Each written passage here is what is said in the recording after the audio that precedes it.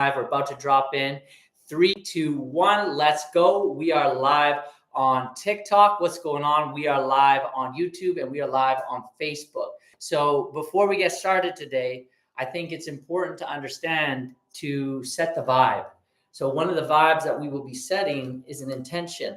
And that intention today is to positively impact one person at one point today on this live. That's our intention. And before we get started, we're going to bless the space and we're going to clear the vibes, because when you do this work, this powerful work, okay, I've not really shared this publicly before with too many people. But when you do this work, it's quite energetic. And so today you're going to be learning the 4 stages of the process of healing trauma. So we're going to bless up. We're going to bless up this place, bless up YouTube, bless up Facebook, bless up TikTok. I love TikTok. I never thought I'd say that, but I love TikTok. And we're going to set that intention today to positively impact one person at some point today during this talk, where we can positively impact them and help them feel a little bit more happy, maybe a little bit more healthy, maybe a bit more confident, have a bit more internal freedom, right?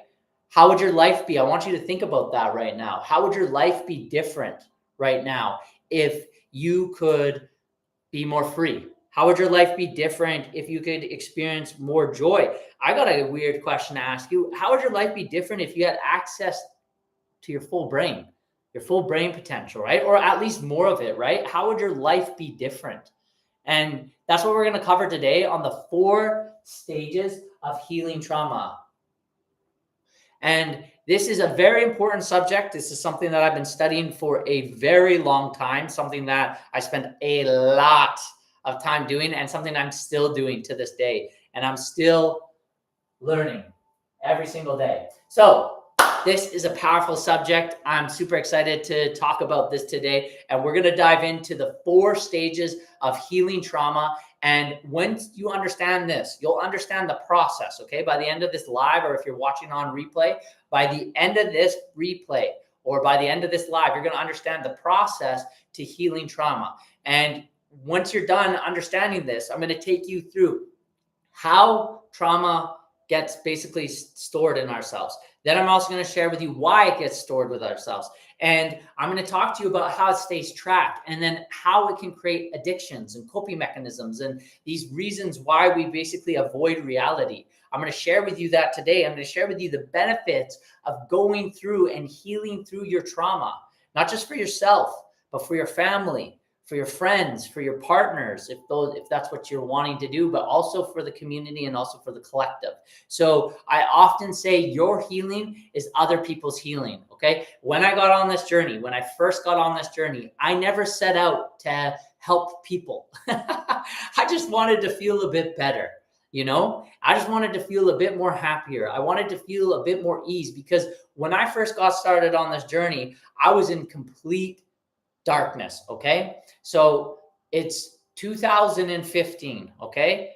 And I had just come from 4 years of an endless bender, okay? And if for you that don't know what that word means, an endless bender means nonstop partying, nonstop drinking, nonstop drugs, and nonstop casual sex. And when I was in that time period, I really didn't take any responsibility for anything in my life. I was a nomad. I was a surf bum. I had a lot of fun, okay? I'm not gonna lie, I had a lot of fun. But something happened in 2014. After this 4-year journey, I started to get big anxiety attacks, okay? Now, for those of you that don't know me from my previous life, I had a big party persona, okay? So the fact that I'm coming on here today talking about this is pretty wild, okay? But what happened is I had a party persona, okay? And the thing was I had to keep up this mask of this party guy. But the challenge was I was experiencing so much anxiety behind the mask. I was experiencing so much turmoil inside myself. And every time I drank, every time I did drugs, every time that I had like casual, it was not good, okay? I had a big anxiety attack that put me into over 10 months of depression. I had like deep suicidal thoughts inside my head, and it was not good. Okay. So I was in a pretty dark place, and I had the inability to get out of it. Then fast forward to 2015 in April, I ended up getting sober from cocaine and alcohol. And in that process, I completely lost who I was. I lost my identity. I lost my grounding. I lost everything that I knew about reality. It basically, the floor blew beneath me. Okay. I had complete no ability to know who I am. I was completely lost. And in that time period, it was about like 2.5 years, 3 years, where when I was going through the depression, when I was getting sober, and then when I was first getting sober, that was where I was like, okay, I need help. I need to change something. Something needs to change in my life. Natalie says, hey, Matthew. Hey, Natalie, how's it going? Good to see you here. Happy to have you here. And one of the things that I needed to do was figure out a way to just not feel so hectic inside myself, in my own brain and in my own body, right? I didn't want to be here anymore. So I knew I needed to shift. I needed to change. Something needed to shift in my reality. And that's where sobriety came from. Now, I never set out to be 10 years sober. That was nothing I never set out to do. That was just something that happened. And in that time period, what I started to find was I was starting to face things for the first time in my life. Okay. Previously, I never faced anything. Okay. Now, if I had this conversation with myself, I wouldn't even know what I was talking about back then. But now, 10 years down the track, I have an idea of what that actually means. Okay. What that means was I didn't have the courage to face my feelings. I didn't have the courage to face my emotions. I didn't have the process or the ability to emotionally regulate myself. And I will tell you this, 10 years sober today, 5 years sober from everything else, I still have a challenge emotionally regulating myself. Now, when I look at myself today, when I look at myself 10 years ago, world's different. But today, I still get challenged with regulating my emotions. I have big emotions. I'm a big feeler, which what makes me so good at what I do is I feel at such a depth. This is how I'm able to do the energy work. This is how I'm able to help my clients at such massive breakthroughs, because I have the ability to tune into people's energy, because I'm so sensitive to people's energy. Now, that's a blessing, and it's also been extremely challenging because I have the inability to regulate. Previously, like in my first 5 years of being sober, I had the inability to regulate myself to the other. So I would just feel so much. And for those of you that are in here, this is really important to understand. I truly believe that all of us have gifts. Okay. I truly believe that all of us have our own gifts. And part of our job while we're here is to understand or discover that gift. Okay. One of the gifts that I discovered on this journey is that by supporting myself through this journey, I now have the ability to support others through that journey. Okay. And this is a massive journey to go on. Okay. And by the way, this journey is not for everyone. Okay. Doing this work is not for everyone. Okay. If you actually look at the population, 70% of the population are basically just unconscious, and they haven't emotionally matured, and they're at the same maturity level as they were when they were in adolescence. And that comes from this book right here from Dr. Brad Blanton, Radical Honesty. Okay. So it's very important to understand this information. Now, one of the things you have to understand is by getting sober, what you're really doing is you're putting your hand up saying, I have the courage to feel. What you're doing, at least I'll say what I'm doing, when I put my hand up, I'm saying I have the courage to feel, because you're feeling a lot of deep feelings. When you're sober, you choose to feel a lot of deep feelings. And so what we want to understand when we go on this journey is we want to have the ability to basically feel. Okay. And when you feel, what starts to happen is you now have a deeper connection to reality. Okay. We have the five senses. All right. We do have the five senses. When you go on this journey, you start to elevate beyond the physical realm. Okay. So we live in three worlds, to simplify. We live in a physical reality. We live in a mental reality, but we also live in a spiritual reality. We live in three planes, all existing together. Mind, body, soul, the Holy Trinity, right?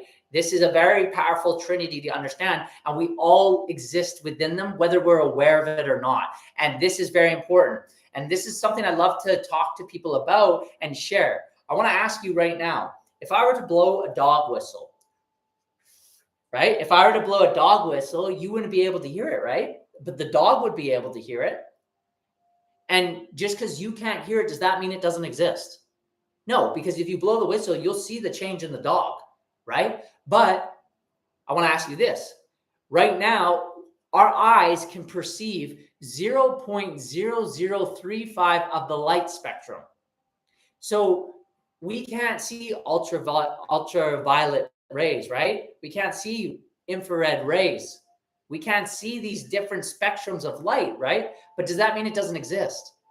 No, it does exist. So what I want you to consider, just because you can't sense it, just because you can't experience it, I want you to ask yourself, does it mean it doesn't exist? Right? Because unfortunately, a lot of us base our reality on what we can experience. And that makes sense, by the way. It makes sense because we're experiential creatures.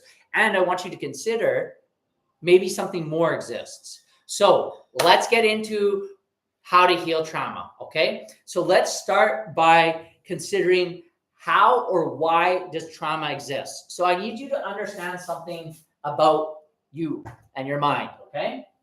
I need you to understand a key concept here, okay? So today, you're just going to consider, all right? You're going to consider whether or not this is true. You have to filter through. By the way, before we get started, I am not a psychologist. I am not a health practitioner. I'm just someone that has experienced things, and I'm just going to share with you what I experienced. This is not medical advice. This is something you have to go do, fact check everything, and consider for yourself. Filter it through. This might be your first lesson. Filter it through yourself. See if it's true for you. That's what I would say first to consider, okay? So getting started, the first thing we need to consider, okay, is that you, as a beautiful human being, have a conscious mind. You have a conscious mind and an unconscious mind, okay? Okay, and the conscious mind exists for 5%, okay? So the unconscious mind runs the show, essentially. The unconscious mind runs the show. And in in the conscious mind, it's basically what you're being conscious of right now. You're using what's called your prefrontal cortex. This is the front part of your brain, okay? So you're using your prefrontal cortex. But in the unconscious mind, think about it right now. You don't have to think to look at me. There's nothing you have to think about. There's no, like, you don't have to command. If you want to walk, you don't have to command. That happens unconsciously. If you want to put a short-term memory into a long-term memory, you don't have to think about that, right? So we have a conscious mind and an unconscious mind. So within the unconscious mind, one of the things that we're going to consider here within the unconscious mind, we're just going to talk about the unconscious mind right now, is a memory bank, okay? There's a memory bank that happens, and all things are stored in your subconscious mind, okay? So all things right now, right? All words, all sounds, all sights, all images unconsciously get recorded on basically a band from the day you were born, okay? So when you first come here, you're just basically a sponge, right? We're just a sponge. We come in and we just receive data. And it's not until we're 4 years old where we can start forming our own identity, or that's when what's called the ego starts to come in, the awareness of self, right? I am separate to my mother. I am separate to the outside world, right? And this is where we start developing our ego, and we start having that separation from where we just came from. And I want you to consider this thought, okay? I'm going to take you on a bit of a journey today. And one sec, my laptop's about to die. I just got to grab my... Just got to grab my, on the other one. So I want you to consider right now, right? Think of the year that you were born. Thank you. Think of the year that you were born. Right now, think of the year that you were born. Think about that year right now, okay? And then I want you to consider, where were you 2 years before that year? So if you were born in, let's say, year 1995, where were you in 1993? Where were you in 1992? Think about that for a sec. Where were you in 1992? If you were born in 95, where were you in 92? And that's what the great philosophers and sages and all of us have been considering at the beginning of time, right? But to keep it simple, you're a sponge, you're an open mind, you're connected to something higher, right? You're closer, they say the children are closer to source, God, whatever that is, spirit, right? That's why they're just sponges of energy, right? But then at 4 years old, you start to form a mind. You start to form an identity. You start to have an understanding. Oh, here, I am this. I have a nose. I have eyes. I walk. I'm separate. You start forming your own thoughts. By 7 years old, you start, and this is why they call from 0 to 7, your formative years. Your formative years. Your mind is being formatted like a computer software, right? You have hardware, which is your brain, but you have software, which is your mind. Okay, so this is the key understanding, the distinction I need you to first to make. The first one is that you have an unconscious mind and unconscious mind. All your experiences get stored in your unconscious mind. Okay, next, you have a brain and you have a mind. Okay, that's the next concept. You have a brain, but then you also have a mind. Okay, and in that mind, all your memories, all your senses, all your understandings of reality get stored in that part of your mind, okay? That gets stored up into what's called the bank, okay? So this is a key understanding. Now, to understand this simply, your brain is like the hardware of this computer, your phone, whatever you're on, and the software is like the iOS system that's operating in that hardware, okay? And in that software is data.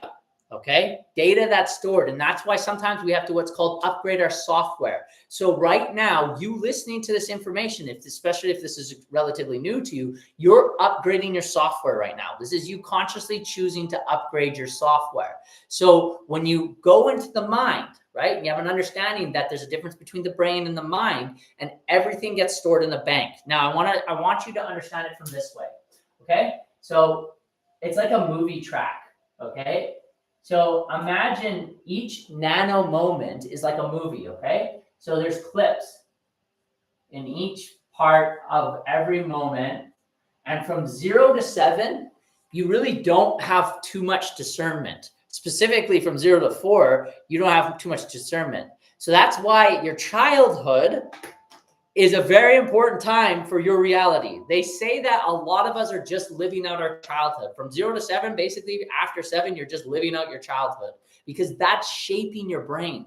So that's why during that time period, when you're around children, you want to be very considerate. And ideally, you do this work before you have children. If the ideal scene, if you can't do that, no worries. But the ideal scene is you do this work before having children, because now you're not going to put your trauma onto them. And then generally that's how it repeats. That's why it's called generational trauma, where trauma just gets passed down the generation, unless there's a generational cutter, right? I'm one of those generational cutters. I chose to break certain trauma bonds and traumas in my family lineage. And if you're brave to do that too, it could be a powerful journey that you're on. Now, one of the things you want to consider is that now that your brain is constantly receiving information and just putting it in the bank, what starts to happen? Okay, so 50% of our memory we can't really remember correctly. As soon as, like, basically after 20 minutes, basically it starts to go from the short-term memory into the long-term memory. But that's just happening when we're a child, right? It's happening all the time.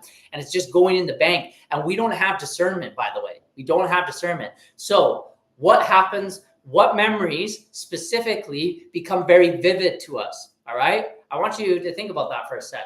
What memories become very vivid to you? What are the memories that you can remember? If you're someone, especially that has aged, let's say past 20, 25, what are the vivid memories, right? It's the ones that cause the most emotions, right? The most emotions, the strong emotions, right? So what happens with those strong emotions? Those strong emotions become the vivid narrative that we start telling ourselves. So in our mind, those vivid imageries start to come up. Now, in the moment, when that vivid imagery comes up, let's say in the moment, so now we're going to start breaking this down, okay? So why is it happening? Just to go back, we're talked about the conscious, unconscious mind. And the unconscious mind is where everything gets stored. It gets stored in the bank. And in the mind, it basically is where it just receives information data, just keeps receiving. And the most important information it receives is the ones that are the emotional. Now, I want you to consider what emotions are the most, spiked. What are the strong emotions that you feel? And how often do you feel them, right? Well, typically, when we're younger, we feel very strong emotions. But the main ones that we remember is generally the negative ones, right? The strong ones, the ones that had a lot of fear in them, the ones that we got really scared, ones that we got really hurt, right? Those get stored in our bank. And those are the ones we remember the most, right? Those are the ones that stand out the most. And so unfortunately, those take up a lot of real estate in our awareness, in our memory. Okay, so let's talk about why a trauma happens and kind of the process, how it happens. Okay, so you have a memory bank, kind of like a film record, right? Of every moment that has been happening. And that gets stored in the memory bank. Now, we're going to talk about it. Let's talk about little Tommy. Little Tommy is riding a bike, okay? Little Tommy's riding a bike, and your mind is downloading all senses, what you smell, what you see, what you hear, what you touch, what you taste. Your mind is downloading all that information. And little Tommy's riding a bike, and all of a sudden he hears a dog bark, whoa, whoa, whoa, and it scares him, and he turns onto the road, and a car comes and screeches and hits him. And it hits him, and little Tommy breaks his arm, okay? In that moment, that makes sense for little Tommy to have a crazy reaction and his body go through an incredible amount of stress, and his body has all this adrenaline going through it, and then it's a natural response that he starts crying, right? But guess what happens? That now gets stored into his bank, and now that becomes a very strong memory, okay? Right? So it made sense that he had this strong emotional reaction to a bike, strong emotional reaction to the dog. So the dog was running and then he got hit, right? But what starts to happen is how he processes that now. So now, because we don't have our brain fully developed, we don't have the discernment. It makes sense that he has that memory stored. But the challenge is now that memory has a strong charge. That memory that gets put up, it now moves from a memory to an engram, okay? So I want you to understand this concept. It's called an engram, okay? So that memory gets put into the bank, and now that becomes an engram, okay? So there's a difference between an engram and a memory. A memory is something that you can recall without an emotional reaction, okay? But a trauma or an engram, or how they call it in the East, is an engram that gets stored into the subconscious mind. And now here's the kicker. So Tommy goes throughout his life now, rightfully so, can't ride a bike, right? Tommy can't ride a bike, rightfully so. And now he's also anchored. He's not done this consciously, but he's anchored dogs barking to getting hit by a car. So now he's developed a fear of dogs, and he's unconsciously, and he's developed a fear of biking, because all in that moment, that's what happened, and that gets lodged into the mind. So let's talk about something a little bit different. What about phobias? Okay. Some of us have phobias in here. How do those get developed? Well, some of us inherent phobias, right? So you can see this, you'll see this in studies that like a baby will come in, fresh, has no trauma, no experience of fear of water. And all of a sudden, this baby tries to get into the bath, and every time the baby gets in the bath, and then this beautiful baby grows a little bit older. She gets to be like 7. Now she's afraid of lakes. She's now 37. She hasn't worked on this. She hasn't worked through this, and boom, she has a fear of water.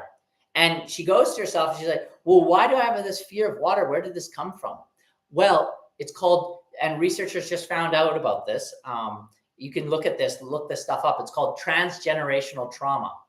Or I think it's called transgenerational trauma. Basically what happens is trauma gets passed down. So what happened was grandpa got into a drowning accident, almost died. And from that moment on, he had a fear of water. And then that fear, when he met his wife, passed on with his wife, and that got passed down 3 generations. Unless it gets cleared, it stays sometimes in the bank genetically. It can stay in the genetics. Looks this stuff up. It's pretty crazy. And so you can also, we're talking about engrams here, which engrams or samskaras are negative energy, okay? That's really important. That they're negative energy. They're dense negative energy. Now, when I say negative energy, it's not necessarily good or bad, okay? It's just energy. The misnomer that we have with our conscious mind is that we think energy is good or bad. All right. They're just different frequencies. That's all there is. It's just different frequencies. The challenge is the effect that we feel these energies affect our experience. This is where the spiritual practice comes in. Okay. This is where the spiritual practice comes in, because hopefully what happens over time, and I'm not there yet, by the way. I just have the understanding of this from a theoretical and slightly experiential. I'm not there yet, but I'm working towards that, where you have the understanding when you have a strong emotional negative energy that you have the ability to transmute it, right? Or, well, that's what I'm going to teach you today, how to transmute it, but you have the ability to let it go, okay? Or stand outside of it and see it for what it is, that there's no difference between negative and positive energy. They're different frequencies. But within our system, we have these energies in our mind, okay? So the engram is a dense negative energy that gets stored in our subconscious mind. And now what starts to happen is it anchors in that moment with whatever we were experiencing. And then from that experience, what starts to happen is now 10, 15, 20, till you, if you never process this will go to you till you leave this place. It will go with you until you leave planet Earth. So if you choose to face that, or your children might have to face it as well. You might pass it down to your children. And by the way, this is not your fault, because you've not been taught a process. You've not been shown examples. So basically, it's just all this trauma being passed around, right? And so if you're one of the brave ones that choose to process this and want to process your trauma and move through this and have the courage to face what you're not facing, which does take courage. And my clients face that. I face it. And sometimes it's difficult. Sometimes it's easy, depending on what it is. But I can always guarantee this. Once you face it, it is gone. Okay, so this is the phenomenon that starts to happen. When you transmute the energy, what starts to happen is it goes from what's called LVE to HVE. Okay, when you choose to transmute this energy, okay, so you go from an engram and you decide to face the engram and you transmute the energy, it will transmute from low vibrational energy, and it will transmute to what's called high vibrational energy, okay? HVE. It will transmute. And I want to ask you right now, how would your life be different if you had more high vibrational energy in your system? How would you operate? How would you think? What do you think that does to your mind when you can clear up more bandwidth in your mind? What do you think you could process? How much data could you process? Look, we're in 2025. It is important to have access to your mind. And more importantly, we're in 2025. It is important to have emotional stability. And I want to ask you right now, if you want to be in a committed relationship, this is quintessential. If you want to be in a committed relationship, you got to understand this stuff. You do not have a choice. And by the way, this is why I truly believe most people are single in this day and age, and why we're so sanitized and bubble wrapped is because most people aren't wanting to face their traumas. They're not wanting to face the low vibrational energy. They just want to hang out in high vibrational energy. Don't blame them. Me too. I want to just hang out in that, but there's a journey to getting there.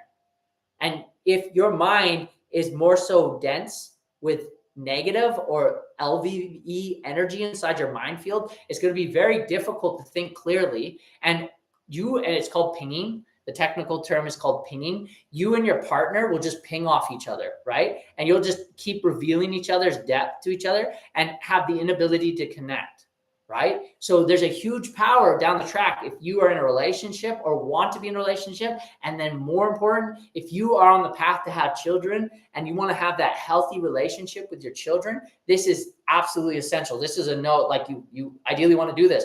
You see why we're in a generation where we are, because no one's been doing this stuff. So this work is very powerful. It's very, very powerful. You get a lot of benefits from it. So this engram goes from low vibrational energy. When you choose to face it and transmute it, it transmutes up into high vibrational energy. And it's known as an engram, or it's known as a samskara in the East. Okay. In the East, it's known as a samskara. So in this mind field, we have all these. And by the way, the older you get, the more you create.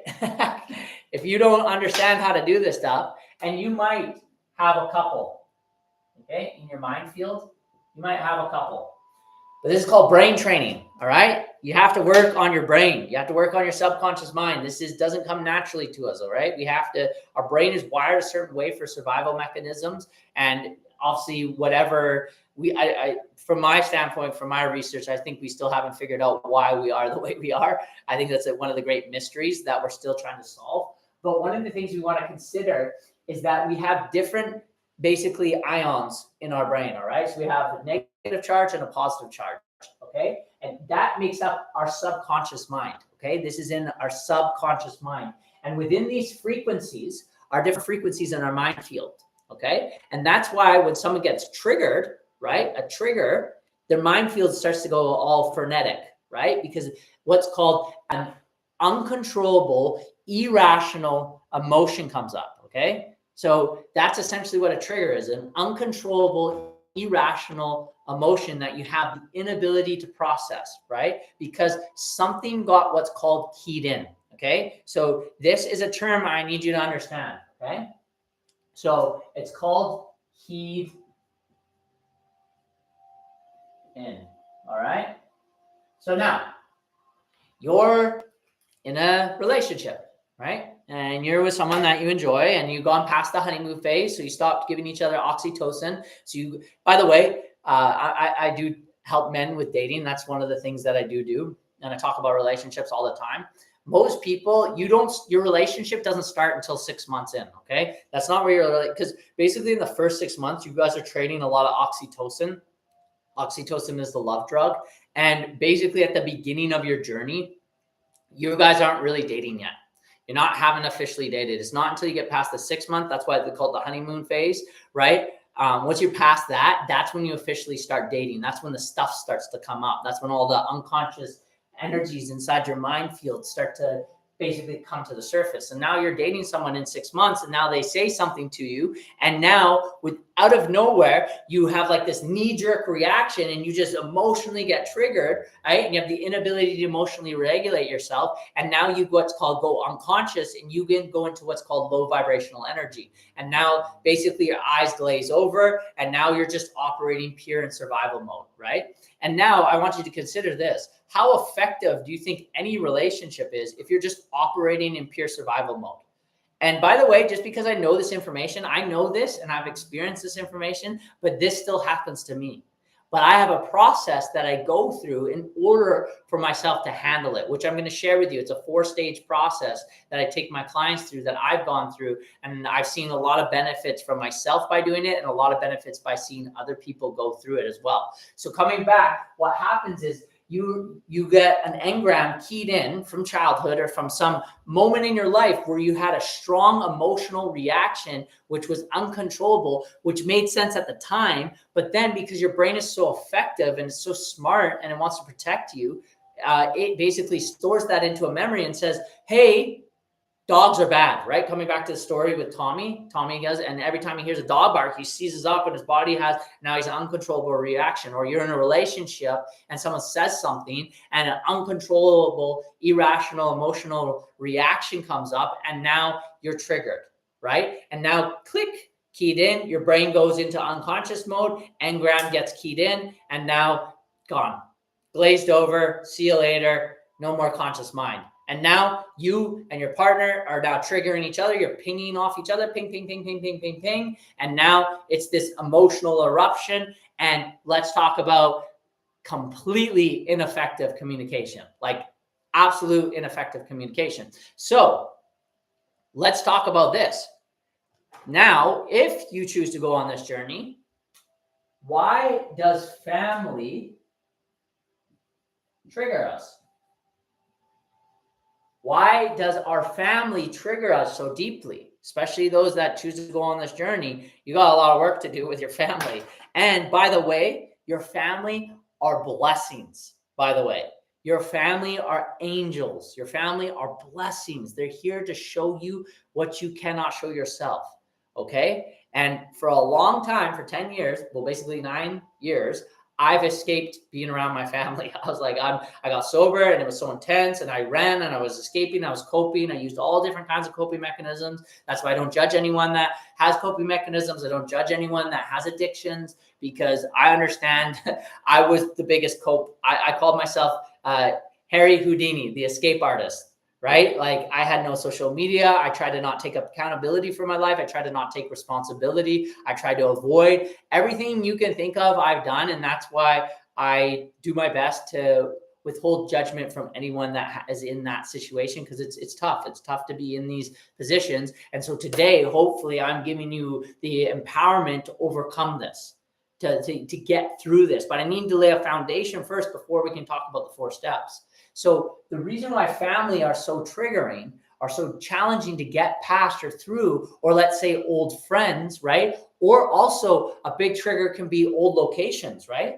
Locations that you used to be a certain person. So for example, for me in my hometown, I used to be a big partier. I used to be a big drinker, and just seeing certain buildings and locations, I immediately get keyed in an engram, and I'm like, oh my God, that's where that happened. That's where I was that person, that moment happened, and that was an incredibly traumatizing moment. And it just pulls up an automatic, uncontrollable, irrational emotion. And my body just basically starts doing this, right? And so family, your brain has been shaped with your family. Think about it. Remember, just coming back to what we were talking about, in your formative years, your brain was formatting. When your brain was formatting in your formative years, who was around, right? Mom, dad, grandma, grandpa, brother, sister, auntie, uncle, cousins. These people actually shape your subconscious mind. These people are really large, and vice versa, by the way. You are in their subconscious mind. So when we talk about shifting identity, right? When we talk about changing your life, when we talk about you're trying to have a life-changing experience, that means, hey, I no longer want to be an escape artist. I no longer want to cope with reality. I want to experience reality as it is, and I want to try to no longer be addicted, right? I want to let go of my addictions. Well, guess what starts to happen? People's subconscious mind goes, well, no, you don't. No, you don't. Right? And they try to hold you in your old self. And this is why identity shifting work is really important, right? And that's for another day, doing the identity work. This is like a big process, by the way. It's kind of deep work. That's why I generally suggest my clients to go through a transformation with me. By the way, typically, this is why just going to 1 to 3 counseling sessions generally is not going to get like deep results, because you're uncovering deep stuff from your past, right? So what I do with my clients is I create a safe container for them to explore their engrams in a really safe, kind, compassionate way. And we bring these up consciously. We bring these up so that I call it up and out. We want it to come up and out. But the mistake I made earlier on is I tried to help people that didn't want to be helped. And this is a key. People who pay attention. All right. You can't go and help people that don't want help. You have to let them be where they are and trust and send love and kindness. And this is why your family are your angels. Now, this has taken a long time for me to understand. And I've been through a lot of pain to understand this. But your family are your angels. And this is where we start to get into boundaries as well, right? But for me, I didn't have the internal process because I was navigating so much in my inner world. I had the inability. And by the way, if you think about this, I'm 10 years sober, and this is the first time I'm really talking about this publicly online, right? I don't normally share this stuff, but I realized at a certain point with how many people I've helped and how much transformation I've had inside myself and the crazy amount of transformation I see my clients have, I'm like, I got to share this. I got to get more people to have this transformation. So that's why your family are some of your biggest teachers. So with that being said, it's time to go into the process of how you can actually start doing that. So just to recap, we talked about the unconscious mind or the conscious mind, the unconscious mind, the difference between having how your brain works and your mind works, and how your mind is just receiving information at a certain amount of time during childhood. That's your formative years. It's where you're being formatted. And then within that is you've got stored memories. And how stored memories happen is basically from a strong emotional situation. So for example, let's say that you had a crash or you hurt your body, right? That gets stored up into your subconscious mind. All the thoughts, all the things that you were thinking, all the smells, the sights, the sounds, everything that happened in that moment gets lodged into a memory. That memory gets lodged into your bank. Your bank is your subconscious mind, which is just constantly downloading information like a computer. Then from there, that gets lodged in, and that's called an engram. There's a difference between a memory and an engram. An engram is a charged emotional memory that is not processed and healed. A memory is something that you can look back on and it doesn't have any energy to it. Next, when you charge those energies are what's called low vibrational energy. That's low energy that needs to be transmuted to high vibrational energy if you want more freedom in your mind, if you want to access more range to your mind, if you want your supercomputer to turn on. Plus, what will start to happen when you process this is that what will happen is you'll get more freedom internally, and you won't need your addictions anymore. You won't need your coping mechanisms. You'll be able to transmute that and get more access to your mind.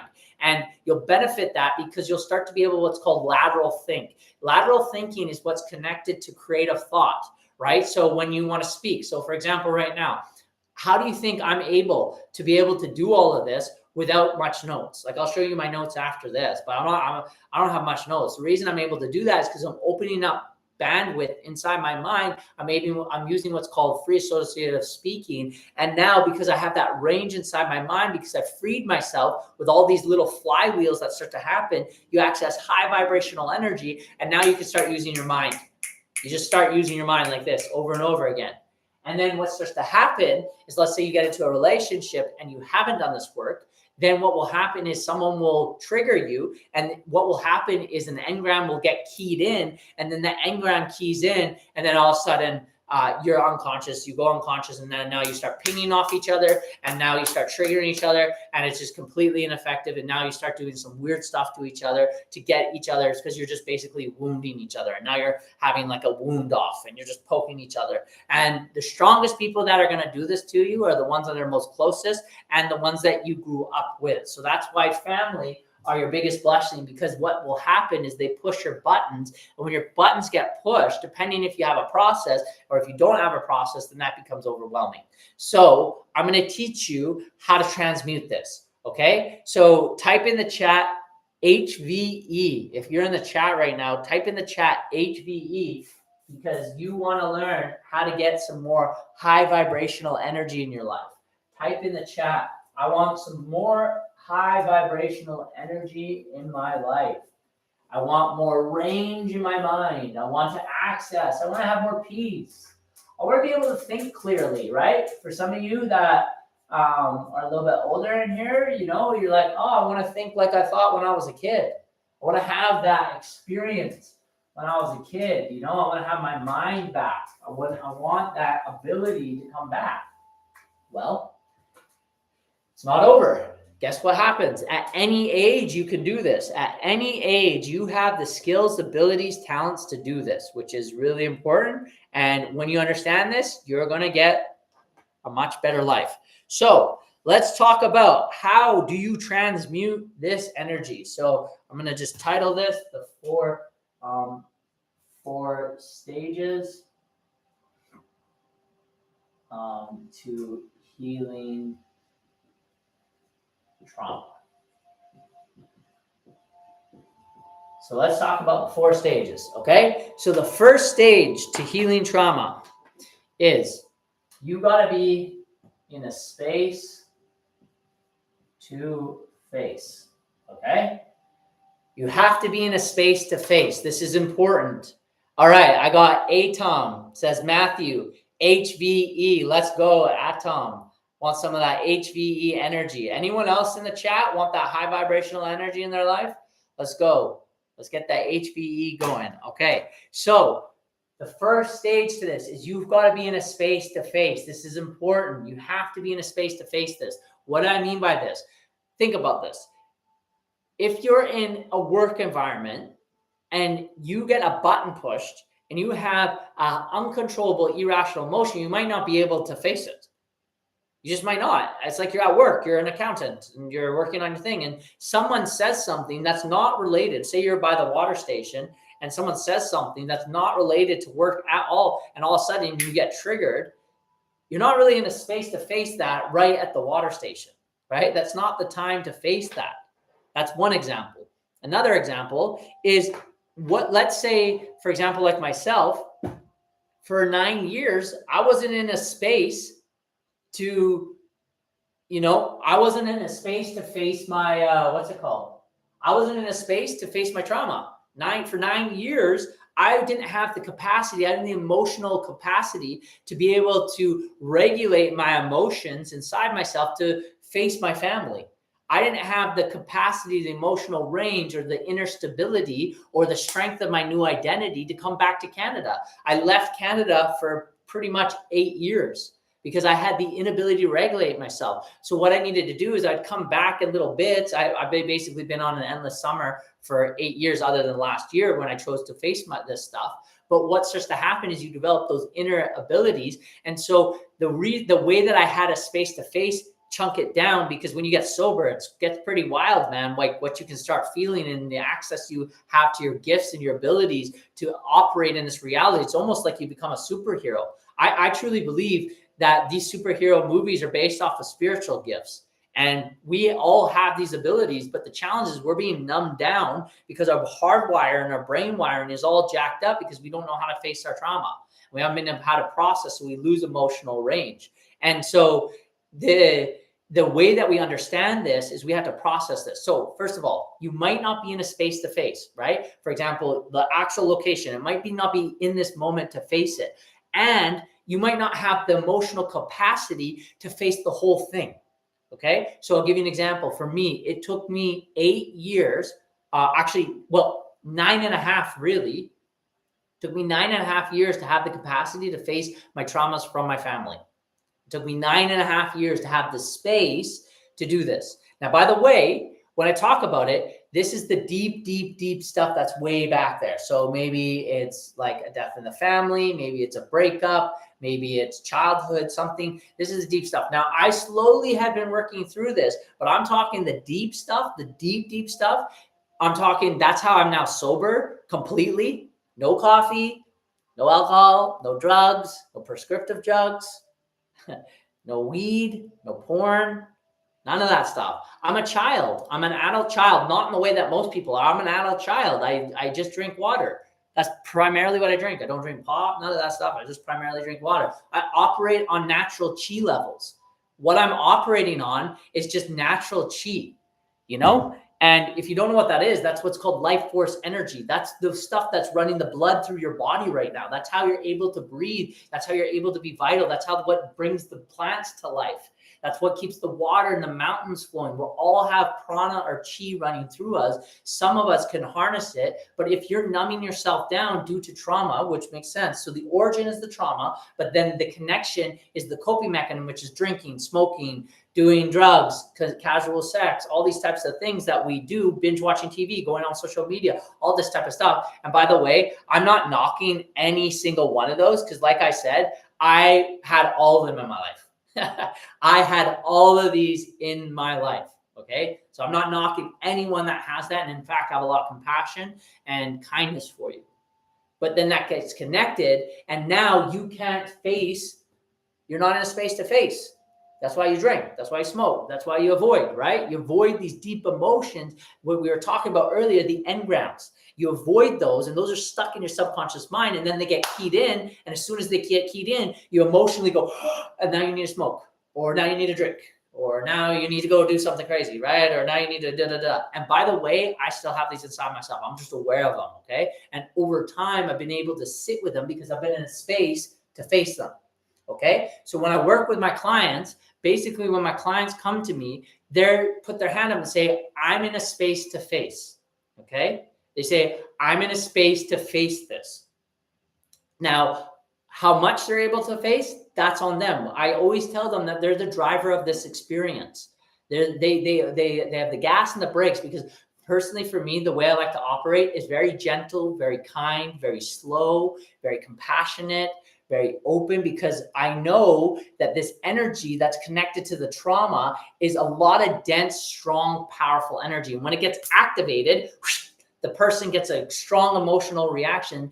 They don't need crazy energy. That's why I have all these tools around me. I have all these different tools. I use this. Another one is that I use this, and you see this with meditation. I do this as well. I have all these tools around me to help support me while I'm doing a lot of this energy work, because that's essentially what it is. You're transmuting low vibrational energy into high vibrational energy. So when my clients come to me, they say, okay, they put their hand up and they say, I'm in a space to face. They may not be ready to face all of it, but they're ready to face some of it. Okay. And that's the key. And when they face it, what they're saying is, I want to go into my bank. I want to go into my memory bank, and I want to bring up the uncontrollable, irrational emotions. But I want you to consider this. Isn't it better for you to consciously bring it up than someone at work, a family member, or a situation happen that brings it up unconsciously, and now you are out of control? This is why it's important to ideally get support in this arena of your life. It's really important. Or do the work on your own. And right now, so you don't have the whole time to spend exactly how you can do this all on your own, because this is quite advanced stuff, but you can. And I do it on my own. And I taught my wife how to do it. I've taught other people how to do this. So the first stage of this is you have to be in a space to face. So now let's say, okay, Matthew, I've had an uncontrollable, irrational emotion. I wasn't in a space to face. I was either at work or I didn't have capacity inside myself to face it. Okay, now I'm in a space to face. Great. So now that you're in a space to face, you got to move to the next level. Okay, the next stage to this is the fastest way through it is to it. Okay, the fastest way through it is to it. You have to go straight to it. Okay, so many of us, myself included, have these strong emotions inside of ourselves, which are connected where addictions come from. And what starts to happen is we have the inability to face them.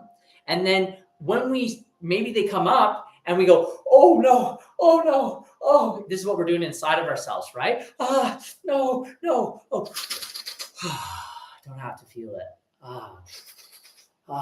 Don't have to feel it. Don't have to feel it.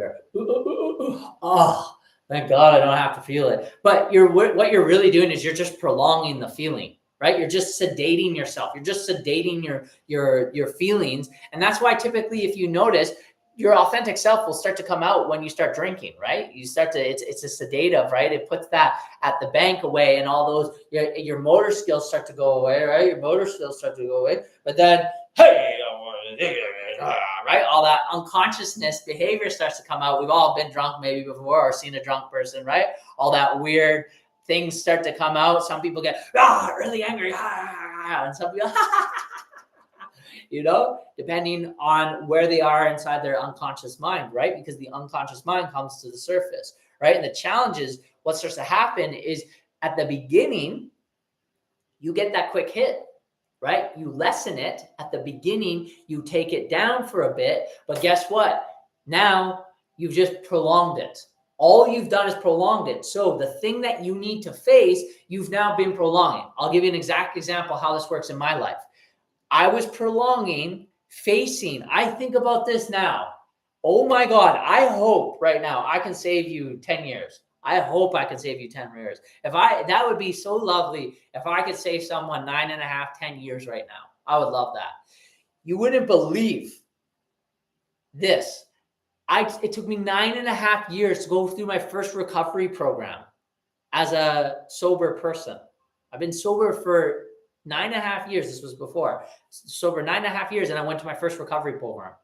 I could have done that year one. I could have done that year two, but I didn't know. And my story is a bit unique. And I think truly, I believe that part of my journey was to go through this so that I could help people through it. And I had to study it quite deeply, but I didn't have to do that. I could have gone straight to it, and then I would have been through it. If I would have had this program and been supported in the way that I was, I could have went straight to it, faced it, and gone right through it. But instead, I prolonged it, and I was avoiding it, and it took me 9.5 years to actually properly face these deeper internal emotions that I was avoiding essentially from childhood and my upbringing, these types of things, right? So those feelings that we're afraid of and why we smoke or drink or all these types of things, those internal feelings that we're avoiding are actually what we need to face. And Joseph Campbell says a very powerful quote. He says, "The cave that we fear to enter holds all the treasure." And in my experience, I experienced that to such a degree of truth. So I'll give you an example. The cave that I currently have been fearing to enter and still generally trying to enter is coming back on social media and sharing this information with you, sharing my journey, being authentic, letting you know what I've discovered. I don't talk about this much to many people other than my clients. I don't really talk about this information publicly. This is actually, you can give me a big round of applause. I'm going to give myself a big round of applause right now. This is the first time I've shared this publicly, right here, right now. I've not shared this information publicly ever before. And I'm letting it out. I'm no longer hiding behind a shell and keeping this all to myself and my clients. It's like, no, it's a mission to help more people heal and understand this process. So those emotions that you don't want to feel, and then you cope and you go on social media, you binge watch, or these types of things, and I do it too. I'm still developing my emotional regulation, my emotional capacity, ability, and stability, and internal support. This is what it is. It's all here. So I'm touching right here in my body because you're supporting yourself like this. Well, because you're not facing that emotion, or because I wasn't facing that emotion, now that emotion still exists. That energy, what we were talking about earlier, LVE, low vibrational energy, that stays in your system, which connects to your nervous system. Your nervous system is the roots. This is the tree, right? This is the branches, and then your nervous system is the roots. Now it's all messed up. It's all janked up. And when you have an engram key in, boom, you have that uncontrollable emotion, and now that emotion lives. And by the way, when you don't face this stuff starts to grow, okay? So the more that you don't face this, the more low vibrational energy you're going to experience in your mental field. And what's going to happen is now you'll start to see what's called the compounding effect.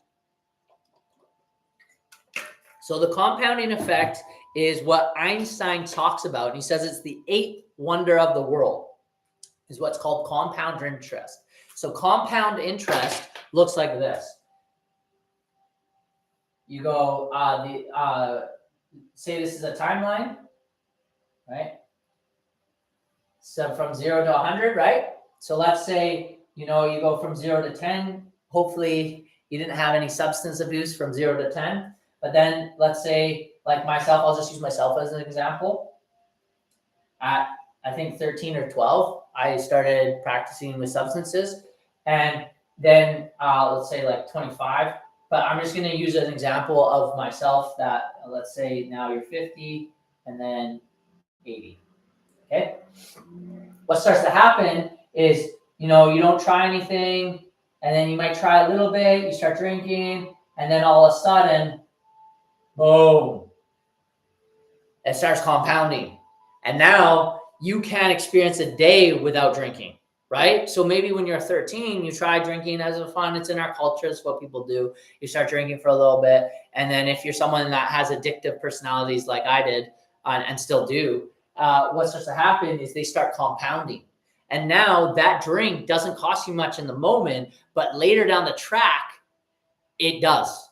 It completely affects you down the track. So the compound interest, boom, kicks up. And now, no good. No good. And I love this. Who is it?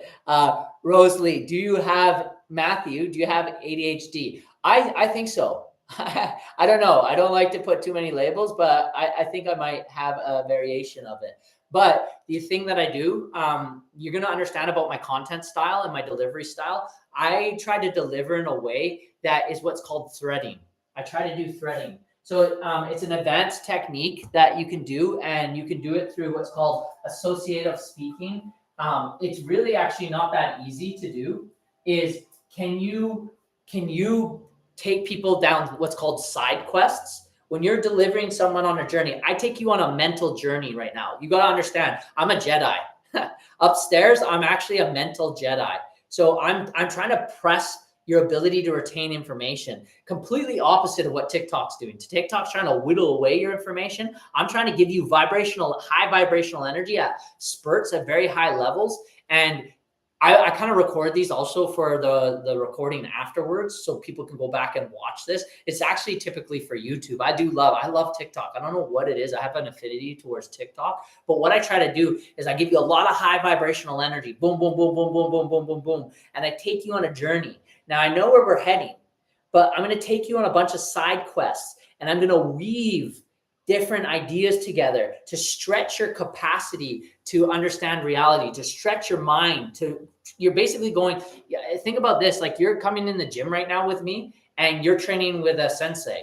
You're training with a mental sensei, and it makes sense, right? Like think about it. If you're going to be training with someone, that you're talking to someone about a concept, and I'm not tooting my own horn here, by the way. It's just, I want to break you in with what I'm doing here. It's a full-on technique, and I learned from my mentor and my mentors. They taught me this stuff, and you can learn this stuff too. But when you're delivering information, depending on your content style, you weave different threads together to stimulate more synaptic pathways. So what I'm actually doing right now is I'm raising the technology in your brain to raise your brain power, so that you can use more access to your brain. So I love that you said that. So coming back, now see how I have that thread back? Coming back to compound interest, if you don't face this, over time, you're gonna have compound interest, and it's gonna get harder and harder. So when you drink, what you're really doing is you're putting off a feeling that you need to be facing, ideally. Now, this is gonna take time. So the fastest way through it is to it, all right? That's the next step. Now let's go to step number 3. Step number 3 is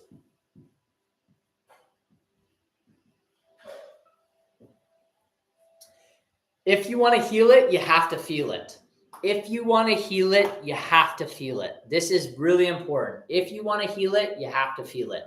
Now, so many of us, like I was talking about earlier, we don't feel these strong emotions inside of ourselves. What we do is we cope. We drink, we smoke, we put them off, and that makes sense because it's difficult inside of ourselves to face these. We've not been taught a process. We don't know how to emotionally regulate ourselves, and it's very difficult. So if you want to heal it, you have to feel it. So when my clients come to me, they put their hand up, they say, hey, Matthew, I'm in a space to face. I said, fantastic. I'm here to support you through that. You're a very brave person. You have a lot of courage, and we're going to work through this together, and I'm here with you. Or inside myself, right? I sit with myself, and by the way, where I founded a lot of this information and wanted to heal, I did a lot of isolated time in the jungle of Costa Rica, and I did a lot of healing on my own path. I did a lot of reading Eckhart Tolle, The Power of Now. I did a lot of reading. Look at my book. Just take a look at my book. Look how old that thing is. This thing has been with me for quite a while. I've been studying this quite deeply. So I studied that, a lot of information on that. Then on top of that, I did a lot of sensory deprivation tanks, floating. And I spent a lot of time in float tanks and spent a lot of time in my inner world moving through a lot of these emotions, because when I got sober, it got so hectic and I didn't have tools or systems in place. And whenever I would basically trigger people or my family or all this type of stuff, it was so intense that I would just go sit in a float tank and observe myself and like breathe through this. And I kind of stumbled across this stuff. It wasn't planned. So if you want to heal it, you have to feel it. So remember, like, it's a sequence, right? Like, if you want to heal it, you have to feel it. So the fastest way through it is to it, but you got to be in a space to face it. Okay. It's a sequence here. So now that uncontrollable, irrational emotion, that trigger in the moment when you're getting triggered, you actually got to feel that instead of acting out, I'm getting mad and all this stuff and projecting onto whoever you're talking with. What you want to do ideally is you want to take a pause, right? In that moment, if it's really intense, you want to take a pause and you need to feel that feeling. So now, basically, let's say, for example, I'll give you an example how this works. Say, for example, you have a moment that happens in your life, okay? So something triggers in from a family member. Let's say, for example, like me, I come back to Canada and it triggers all my childhood. It triggers all the things that happened to me in childhood, and it was unbearable. So now I have the inability to face that, right? At the time for 8 years or 9.5 years. Now I choose to face that, right? I sit with it and I choose to face it. So I know the fastest way through it is to it. So I got to go move into these feelings. So what do? I go down, I set up my room, right? I set up my room. And what I do is I close my eyes and then I start actually breathing into the feeling. So for some of you here that have no experience with meditation, this is going to just seem way too far out. But for some of you, it might actually seem plausible. Now, with my clients, what I do is I basically talk you through it. I have the ability to bring up energy out of people's minds. Okay. I have that skill set. I've trained it over time, and I have the ability to help you talk it through, and I can bring you to it. You give me about 5 minutes with you, and I can know quite quickly where you're blocked, and I can bring you to those blocks. And with questions and pointing you in different directions, I can essentially see people's mind fields through basically the sixth sense. And I have the ability to sense where the block is. Okay. And I can take people to their blocks. And then when they get to their block or their engram or then samskara, then what I can do is I can help them transmute it. So I help them identify or excavate their low vibrational energy that's in their mind field. I help them and I walk them through it. I say, okay, now you're in a space to face it. Let's go through this and let's heal through it. Let's move through it. And now that they move through it, they face it. And generally what happens, depending on their comfortability, is they'll start crying. Okay. And in the West, we have absolute, in my opinion, horrible relationship with crying. Okay. The eyes are the gateway to the soul. The eyes are the gateway to the soul. All right. They help us clear energy by letting that emotion out, or anger. Generally with men, we have to move through anger first. So we get that anger up. We move through that anger because generally men operate in nothing, or like hungry, sleepy, horny, or nothing, or really angry, right? We're very simple. Men are very simple in that sense. And that's an overgeneralization. But generally with men, you have to activate the anger. So maybe you need in a safe space to let out the anger, right? And now that you let through the anger and the emotion came through your body, allowed yourself in a safe space to feel that anger. Now that anger through the emotional tone. And if you ever look at this, look at, I forget his name, David something, I forget, but you could, it's not David Hawkins. Maybe it is David Hawkins. It's levels of energy, and you can see the emotional tone scale. You need to move through that dense anger energy so it transmutes into maybe sadness or grief or trauma, right? Some sort of thing that happens. And when you have that, it will transmute. And now it goes from low vibrational energy up into high vibrational energy. And when you have that phenomenon happen, it might take a bit of time. So internally, you get yourself to keep feeling the feeling, which is counterintuitive of what your brain wants to do. Okay? What your brain is designed to do is tell you don't feel. And then when you say don't feel, that's when you develop coping mechanisms and drinking and addictions and all these types of things, because your brain's going, don't feel, don't feel, don't feel. This is painful. This is painful. This is painful. And what you're doing with your conscious mind is saying, no, I am the master of my domain. Or maybe you're speaking from the spirit, right? I am the master of my domain. I'm choosing to face this. I'm choosing to move through this energy. I'm choosing to face this deep, dense, negative energy inside my system. I'm choosing to face it. I'm choosing to allow my body to feel these feelings inside my body so it transmutes into high vibrational energy so that I get more and more access to my body and my brain, and I can move through it. And the phenomenon that happens is when you face it, right? When you start to face this stuff, it doesn't actually take that long. You know, it honestly, I've timed it before, and I'm like, I think about this, man. Like, I think about this, especially in this last 6 months. I'm like, my worst one that I've ever had, the deepest one that I've ever had to date, was only like intensely for 45 minutes.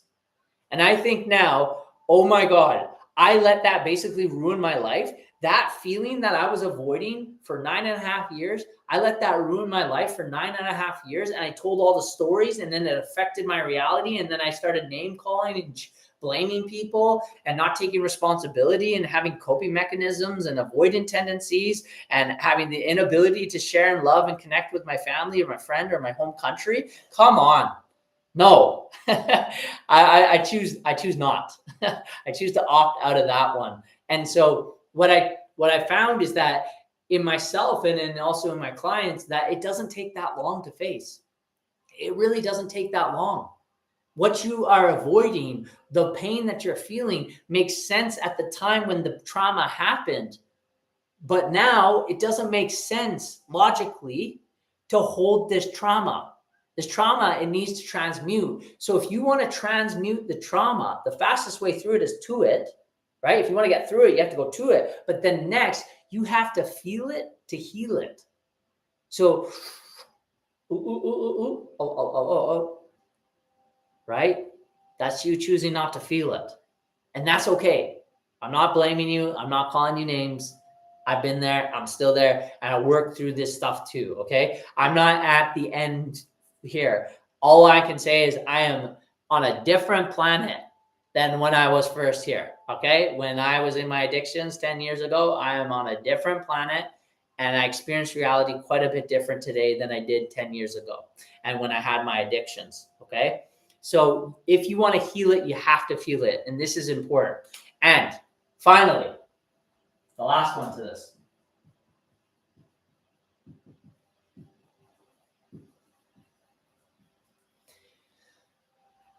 You got to start in the heart. And I'm seeing that I've been on for 1 hour and 11 minutes and 11 seconds. Right when I turned around, it was 1 hour, 11 minutes, 11 seconds. You got to start in the heart. Okay. This is the best place to start. A lot of the things that have happened to us from childhood or when we were young, these types of things, we got to start in the heart. And a lot of us avoid our heart. So I want to ask you right now to consider, it's probably pretty difficult to have a heartfelt, healthy, genuine connection and relationship with your partner if your heart's all locked up from all this trauma, right? And the trauma is stored in the subconscious mind, which then gets stored in the body, and the body knows the score. And so now when you're getting closer to someone and you're starting to feel that energetic connection, that love connection, all of a sudden these triggers start to come in, and then you lock up. And you lock that heart up for good reason. And that heart's been broken. Maybe your parents weren't there for you in the way you needed them. Maybe you had a rough breakup when you were at a certain age. Maybe in childhood, someone said something about you and you locked up, right? You locked up your heart. And then over time, you've told yourself stories about what reality is. And remember, our brain typically remembers 50% of what actually happened. And over a longer period of time, it gets less and less and less and less and less. So the true reality that we see from our past is actually quite faded. Yet that past is what's running the show. So this is why most people are just living Groundhog's Day unless they've healed this stuff. Unless they move through this energy, they're living Groundhog's Day over and over and over and over again. And they're just living this out. And this is why they'll go to their end of their life, and this stuff will be with them. And it's their soul's journey, by the way. If you're not moved through it, it's your soul's journey. It wasn't time for you to move through this in this lifetime. It wasn't part of your spiritual journey, and that will leave with you. And I'm not saying I know exactly what will happen once you leave here, but you're going to go with that. Okay. Once you leave here, that's going to go here. And I believe if you're one of those people that want to live a certain kind of life and you want to live a long life, I think by the end of your life, I've watched a close relative pass away, and I watched this phenomenon happen, which is partly why I was so fanatical about learning this stuff. Because I saw someone pass away and all this started to surface at the end of their life, which is also called regret. And I saw that happen, and I witnessed it, and I felt it, and I was like, whoa, I should face this stuff. Probably should try to do the best I can. And then I think about like having children, and I don't want to give my children what I had. So I wanted to be motivated. And by the way, my main motivation was I just wanted to feel good.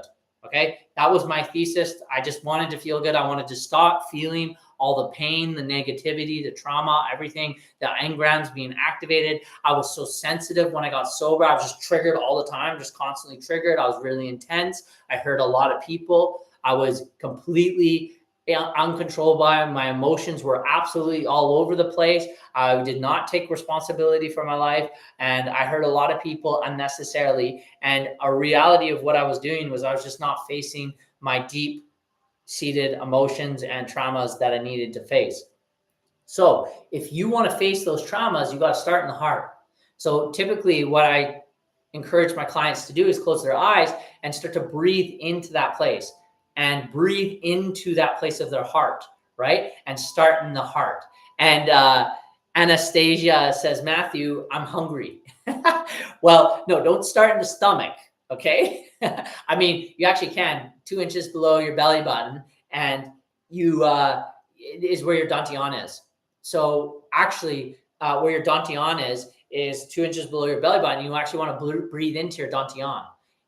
So you let go of your belly, you relax your belly, and you allow your belly to come out. I don't know if you can see that in my shirt here, right?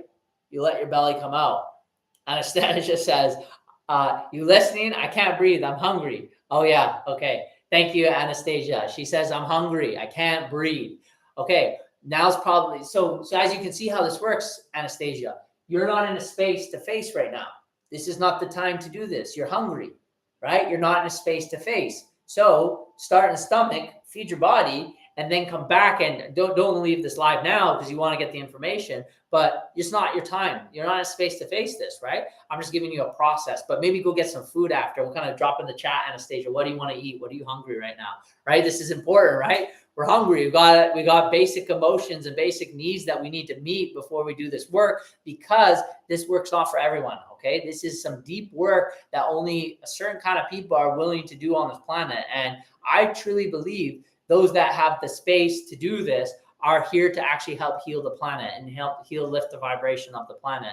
And I think it's everyone's journey, right? Like our souls are only ready for so much, right? When we come here, and each soul's journey is perfect for that soul, and it's perfect for them. So this is really awesome. She said, Anastasia says, I got to go get up for the good work. Okay, awesome. And thank you. I think Anastasia just sent a gift, so I appreciate the gift. Sending you love back, Anastasia, sending you lots of love back. And so you want to start in the heart. Okay, that's a place where you want to start. You want to start in the heart. That's the best place to start. And if you want to breathe, so I often get my clients to breathe into their heart. I'll get them to close their eyes, breathe into their heart, allow them to start feeling their heart. And when they start to get into their heart, that's where generally the stuff starts to get keyed in. Okay, so the best place to start is the heart. So once I get them in their heart, depending on their awareness, right? Okay, so this is a key factor, depending on my client. With people that this is happening to for the very first time, and they're going through this process and they don't have much awareness, I won't bring them too deeply into the space themselves. For those that have a bit of awareness, that are not new to like some of this work, I can work with them very quickly, because I don't have to educate them on this, and they have these internal awarenesses. And when they come to me with these internal awarenesses, what starts to happen is I can guide them into their heart, and now I can walk them through, and I can use basically commands or keys to basically activate this low vibrational energy into their mind field. And now they basically open up. So if you think about it, where this traumas get stored in our brain, or like in our subconscious mind, think of it like a house. Okay. So you have an attic, and maybe you have a basement, and in the attic is where you put all the stuff you don't want to look at. So you just keep stuffing it up there, right? So think about, you have an uncontrollable, irrational emotion, and a box falls down the stairs, right? Chug, chug, chug, chug, chug. And you go, I don't want that. And you carry the box, you put it back up there. That's you drinking or smoking or avoiding, right? So you put it back up there. You're like, I'm not in a space to face this. Get that back up there. But when you put it back up there, you're basically, now you're putting two back up there. Instead of one box coming down, and this is what happens over time, then two boxes come down, right? And you keep prolonging it. And the challenge is, as you keep prolonging it, it gets worse and worse and worse and worse. And as you get older, this is why you'll often see a lot of, grumpy old people. Because what happened, and this is deep stuff, what I'm about to drop right now is a deep thing. Their mind gets calcified. By the age of 35, your subconscious mind basically becomes fully formed. And your mind is in a set point of who you are. Now, you can consciously unlock it, but generally what happens for most people after 35 is it takes a car crash, a death in the family, a bankruptcy, a loss of a home, or some sort of deep traumatic experience for them to shake them out of their unconscious mind. Because what starts to happen is their mind gets what's called calcified. And the calcification, the technical word of calcification or ossification, is hardening to bone. So their brain or their mind starts to harden and it starts to crystallize, and their mind field starts to lock in to that trauma, and that trauma now becomes who they are, and they have the inability to get out of that trauma, and that trauma gets locked in, and that becomes their identity, and now they have the inability to have an open mind. And this is why I call it like mental yoga. Like a lot of what I do is what's called mental yoga. You have to, like, a lot of yoga is actually for the mind, right? To have a flexible body and range in your body. This is why physical activity is important, and stretching your body and having range in your body is important. Moving your body, having that ability to be in your body is important, because you want to have your body is a storage house for your subconscious mind. And so what starts to happen is people store things in their body, right? But really the body is stuck in the mind, right? And this is why, if you ever get a chance, check out this woman, Louise Hay. She wrote Heal Your Body, and she says all these things are connected to parts of your body. So I'll just flip to a page here. So she says the lower back is connected to the fear of money and the lack of financial support. Let's go, let's try another one here. She talks about what's something that's more, let's see here. Okay, let's go nerves. All right, nerves. She says nerves represent communication and receptor reporters. Or let's say ovaries represent point of creation or creativity. So wherever you're locked, right? If you're locked in a part of yourself, one of the things that can happen is that they're connected to parts of your body. So there's another book, I don't have it here, but it is a book called Your Body Knows the Score. And your body is a storage house for your mind. Okay. So if you have parts of your body, for example, like, I've been working through a shoulder injury. I went and did some sacred combat at a men's retreat. And from that men's retreat, my shoulder still hurts. And I was pressing on it, and I was massaging. I had my wife help me work through the shoulder. And when my wife found the sweet spot, immediately I felt like I wanted my mommy. Now I'm a grown man, okay? And in that moment, I wanted my mommy. And as soon as she pressed on that, I'm like, well, if I think about that sacred combat boxing match that I had, and I went into the boxing ring with this guy, I was facing a lot of fear. I had a lot of fear running through my body. And so I brought a lot of my fear into that ring, into that boxing match. And now that gets stored into the body. And now the body's not feeling safe to let go. So my shoulder, like over exaggerating, but my shoulder is like locking forward. So I've been practicing letting it go and releasing. This is why release work, right? Release work in the body is really important. Allowing your body to feel released. Open up your body. They do tapping, right? Tapping is very powerful. Tapping your body is helpful to let go of any dense energy inside your body, letting it all go, shaking it out. This is why jumping on one of those rebounders is really helpful, because it helps you let go of any tight, dense energy inside your body, and you help loosen up the lymphatic system. And this type of movement is actually really helpful for your body to just shake it out. But then it also helps with shaking out dense energy inside your body, inside your aura or your system, right? And this could be very powerful. So the 4 stages to healing trauma. Number 1, you got to be in a space to face. This is important. You got to be in a space to face. Next, the fastest way through it is to it. You got to go straight to it in order to, heal this. Instead of trying to avoid it, you got to go straight to it. Next, you have to, if you want to heal it, you have to feel it. It's important that you feel this feeling in order for you to move through it. And the best place to start is in the heart. This is going to get you the highest ROI on your energy, on your time, on your ability, because this place is 50 times, I think they said it, the heart is either 50 or 50,000. Check this out on heart math. But researchers have found that the heart's, let's just say, quite a bit more intelligent than the mind. So the heart knows the score. Actually, they say that the heart understands things before the mind does. And check this stuff out. Check out this work on heart math.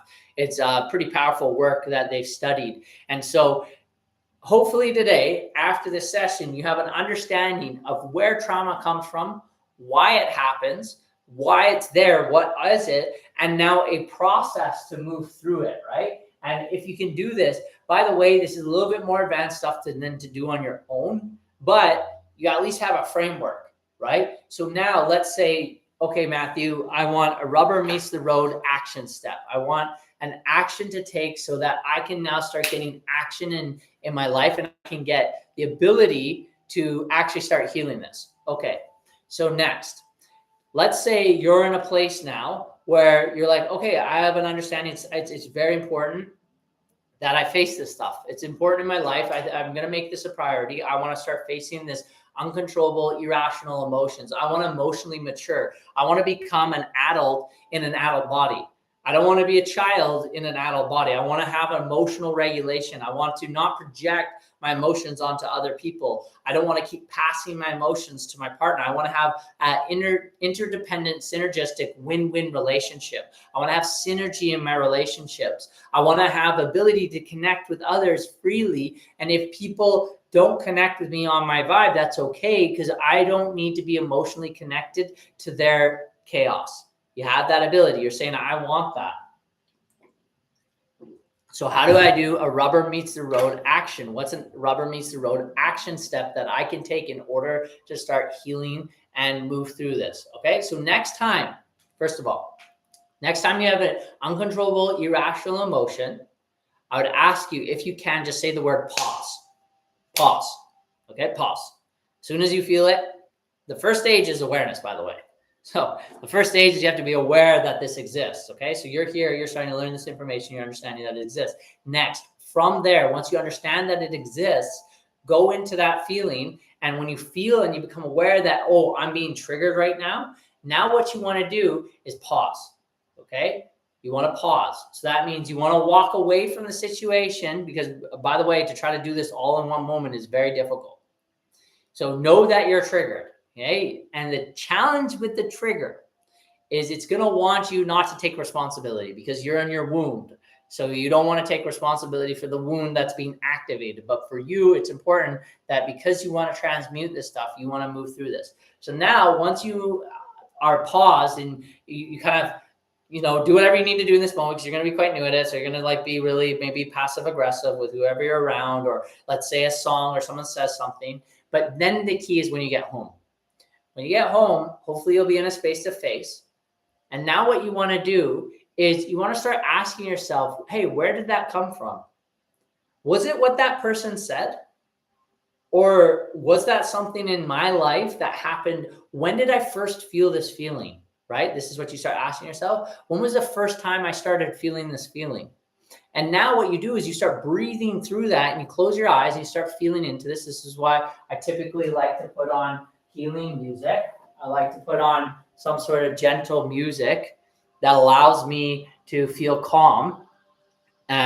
Or let's say you have an emotional song that makes you feel emotional. Then from there, what you could do is now you start playing that song, you start to activate that feeling inside yourself. And then from there, you start breathing into it, and you want it to come up and out. So most likely it's going to feel uncomfortable. It's not going to feel very great, and it's not going to be enjoyable.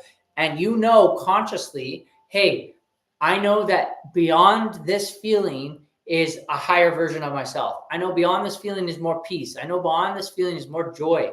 And once you feel that feeling, now you're going to go into that feeling. So instead of avoiding it, instead of going to a coping mechanism, instead of going to an addiction, you ask yourself, hey, where's this coming from? And you do your best to sit with it. Okay. So what I mean by that is closing your eyes, breathing through it, allowing the feeling to come up, and asking yourself, when was the first time I felt this feeling? And most likely you'll find that it came in from the first time you felt this feeling was sometime in your childhood, or sometime that you had a strong, uncontrollable, irrational emotion. And it was a time where you were traumatized, and now you want to move through that trauma. So now you got to breathe through that trauma. You let it come up and out. And now from there, you now move forward in order for you to move through this. And this becomes very, very, very powerful. So this is the process. Rubber meets the road. This is the 4 stages to healing through trauma. And once you move through this, you're going to be a lot more peaceful. You're going to have a lot more joy in your life. You're going to have a lot more calmness. And your relationships are going to be in a lot more harmony. You're going to have a way better relationship with yourself. You're going to have more compassion and love, most importantly for yourself. You're not going to need your coping mechanisms as much. You're going to not need to drink. And you're going to be able to be a kid in an adult body, but not in an unhealthy way. What I mean by that is, think about it. When you were a kid, I mean, some of us here, but when you were a kid, you didn't need to drink. Right? You didn't need all these things. You were just operating on your natural chi. And then you have that ability to just be who you are at your natural set point. And that's really the goal, I think, to being here. Is like, how can I experience reality just as I am? Without needing to intoxicate myself, without needing to take narcotics, without needing to do any of these types of things, and allow myself to feel internal freedom so that I can feel more peace, more joy, more love. And then because I feel more peace, more joy, more love, I can give more peace, more joy, more love to more people. And I can have more compassion, more kindness, and I can help others work through their things, or I can be a space for them to work through their things. And you can see that as a blessing. And that's something I'm working towards and still working towards that. That's something I'm not fully there yet, and I'm still working on it myself. And so hopefully you can start having a process to face that and move through that. So that's the end of this live. That's the end of the training here today. So if you've got any questions, drop them in the chat here before I jump on out of here. And I think I'm going to call it here on Facebook and on YouTube. Let me know in the comments below if you've got any questions or if there's anything you're unsure about. All right, peace out. Much love. Sending you a lot of love. Okay, ending on Facebook. There we go. I think I've ended. And then I'm going to be ending here on YouTube as well.